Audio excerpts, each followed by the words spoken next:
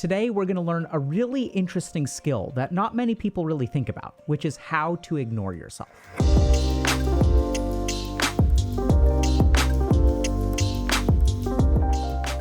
I've worked with a ton of people as an addiction psychiatrist, and I've noticed that helping my patients conquer addiction really involves teaching them how to ignore some of their impulses and desires. And the better they get at ignoring themselves, the better off they tend to do. And you may have struggled with this as well, where like you wake up on a particular day and there's something that there's like the right choice and there's the wrong choice. And even if you make the right choice, the real problem with that is that there's no credit tomorrow. Making the right choice today doesn't actually make the right choice easier tomorrow. In fact, oftentimes what I find with people that I work with is that they can make the right choice for a day or 2 days or 3 days, but eventually you sort of return to making the wrong choice and you're kind of back to square one.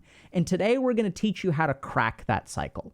And this is something that the yogis and the Stoics discovered. They sort of discovered this ability to ignore yourself. And if you kind of focus on that, a lot of happiness will come and life will become easier. So we're going to start with a really famous story that sort of illustrates this principle. And there's this guy in ancient India named Arjun, and he has this charioteer named Krishna. And Arjun is on the cusp of a civil war.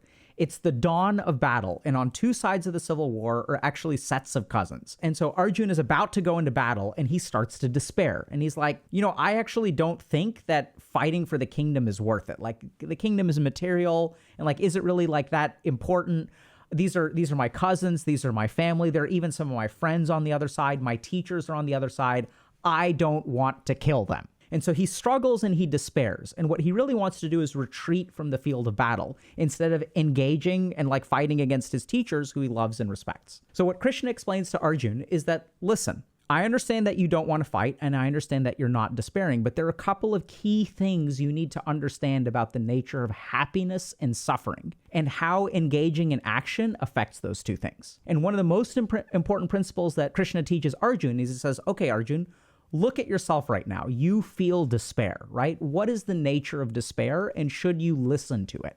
And essentially what Krishna teaches Arjun is this concept of homeostasis, that anytime we have some kind of emotion or impulse, if we actually do nothing about the impulse, that impulse will disappear and even our emotions will return to a baseline state of homeostasis. Hey, just a quick note. A lot of people will ask us, what do I do next? And that's why we built Dr. K's Guide. It's a comprehensive resource that distills over 20 years of my experience, both as a monk and as a psychiatrist. And it's designed in a way that's tailored to fit your needs. So if you're interested in better understanding your mind and taking control of your life, check out the link below. The suffering that you have in life is because you follow your emotions instead of not reacting to them. So if you listen to the despair and you flee from the field of battle, over time, this will actually lead to more suffering. Because the whole reason that you're fighting in the first place is because your cousins are like abusive and assholes. And even if you run away, they're going to keep chasing you. He doesn't actually go into all that detail, but he sort of points out to him that it is following our negative emotions and letting them control us that actually leads us to the most problems in life. And think about this in your situation, right? So like, I'm socially anxious. I feel awkward when I go to a party, so I'm going to stay home. And even if I give in to that social anxiety and avoid that awkwardness, what happens over time? I become lonely. And as I become lonely, I start to think to myself, oh my God, I'm so pathetic. I'm so lonely. I have no friends. Then if you listen to that, you'll sort of, even when you go to a party, you're going to have all those thoughts in your head and you're kind of giving in to those thoughts. And even if you force yourself to go to the party, it's going to be really, really hard and you're going to feel pathetic and it's going to be hard for you to make friends. And the whole cycle will repeat itself. So what Arjun basically learns from Krishna is that any kind of emotions that you have, if you let them control you, will lead to suffering. So there's another really illustrative example of this, which is people who are like bridezillas. And this is a little bit offensive towards women because I'm sure there are groomzillas too, but these are the stories that you don't hear about groomzillas on the internet. But I've worked with a lot of people who really wanted the perfect wedding. And the main thing that I noticed is like, how long does the happiness from the perfect wedding last? Oftentimes, the people who strive really hard for the perfect wedding are the ones who are actually getting divorced between 1 and 3 years. And even when I'm working with patients who are going through a divorce very rapidly after getting married, I'll ask them questions about like, hey, like how important was having a perfect wedding to you? And oftentimes what I discover is that they really wanted a perfect wedding, but things weren't perfect. And then they harbor some resentment, which actually forms the seed of the destruction of their marriage. So what Krishna basically teaches Arjun is that, listen, bro, any kind of emotions that you have to really learn how to resist them. And resisting the impulse is actually going to be the foundation of taking the right action. Now, this is really important to understand from a scientific perspective as well. When we think about making the right choice or doing the right thing, we don't understand that these are actually two discrete cognitive tasks at play. So let's say I want to eat a burger, but instead I want to force myself to eat a salad. There's healthy option and there's unhealthy option. So choosing the salad is actually two cognitive tasks. One is resisting the impulse of the burger, and the second is forcing yourself to eat the salad. So there is kind of resisting the desire, and then there is choosing the thing that you don't want to do. The real problem that people fall into, the reason that this can feel repetitive and like you're not making progress over time, is because we don't actually focus on the two tasks separately.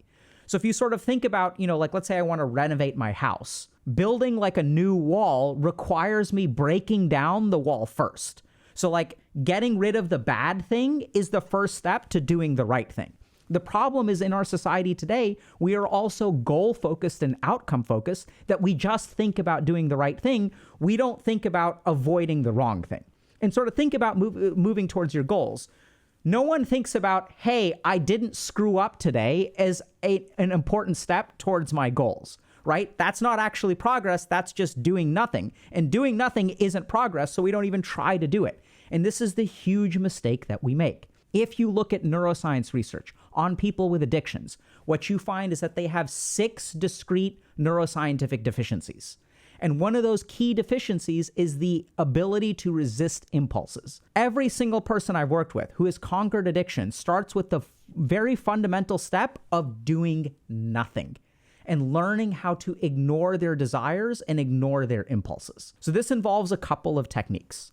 The first is following the timeline of your desires. So this is also something in addiction psychiatry, or like especially like AA and peer support recovery, called playing the tape through to the end.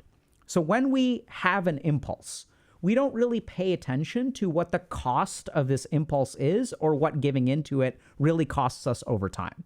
So I'll give you all a simple example. I am browsing this thing called the internet, and I am on Reddit, and someone on Reddit says something stupid. And what do? Oh man, time to put this noob in their place. I argue with them back and forth for like 45 minutes. I write 2,000 words of text. I reply, they reply, and then something dangerous starts to happen. My replies start getting downvoted, and their replies start getting upvoted. And so things start going downhill, right? I'm trying to put this noob in their place on the internet, but like now I'm feeling a little bit more frustrated. I've spent about an hour arguing with them, and I'm like, and then I load up a video game, or I open up YouTube, or I start scrolling stuff on TikTok or whatever. And then I spend the next hour or two like decompressing from getting owned on the internet. And at the end of that, what have I learned?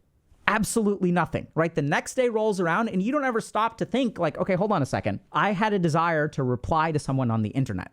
And when I gave into that desire, what was the consequence of that action?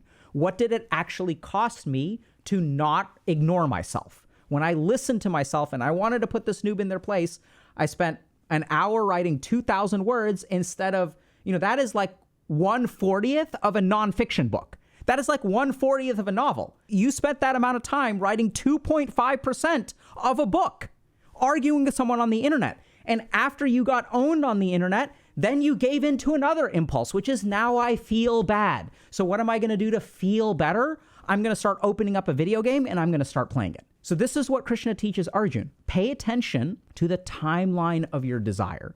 As you give in to your impulse, what actually happens over time? Study it scientifically. When you do this, it engages other parts of your brain. And the key thing that it engages is your hippocampus and your learning circuitry. So it requires some amount of conscious attention and reflection to actually learn the price of giving into your impulses. The next thing that we're going to focus on is how to resist our impulses. And this is the key discovery that both the Stoics and the yogis made. That if you want life to be easy, the most important thing to conquer is actually your own desires. That the more non-reactionary you can be, the more control you will have over your life. And so if you kind of think about Stoicism, what is Stoicism? Stoicism is not letting your impulses, your emotions, your desires actually determine what you do.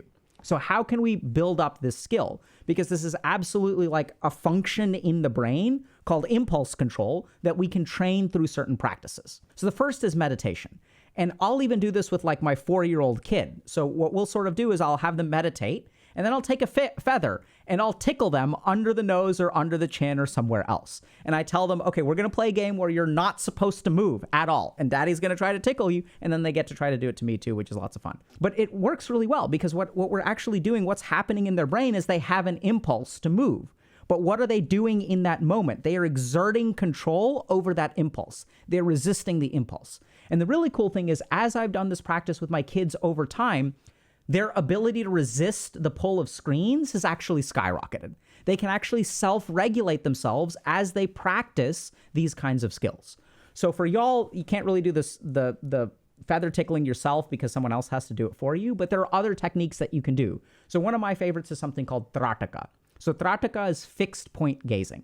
And that's what we're going to do is look at a candle and we're going to sort of stare at the flame without blinking. So we'll teach y'all more how to do that. We've got videos on that on YouTube, and you can also check out Dr. K's guide for like the details of how to do that technique. But you can basically do any kind of mindfulness technique, provided that you really focus on resisting whatever impulses you have.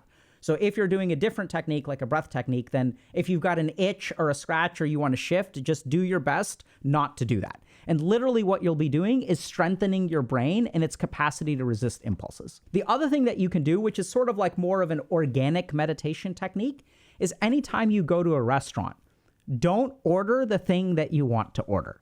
So I'm not saying you have to order your least favorite dish, right? But what we really want to practice is not forcing yourself to do something that you dislike, because remember, that's the second part of the equation. What we really want to do is resist the impulse to eat what you want. So this is where it's actually way easier, but what I'd say is pick number 2 on your list or pick number 3 on your list. Just don't pick your most favorite thing to order at the restaurant. Resist that impulse. So I know it sounds kind of weird, but one of the most important skills that people don't practice is how to ignore yourself.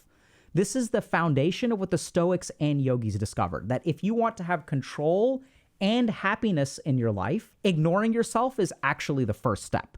And this is becoming increasingly important in today's society because of things like technology. Because what is technology actually doing? As we get more and more cookies added to our browsers and stuff like that, people know what you want, and they're going to trigger different desires in you, right? This is why we have notifications on your phone, to trigger desires and trigger impulses.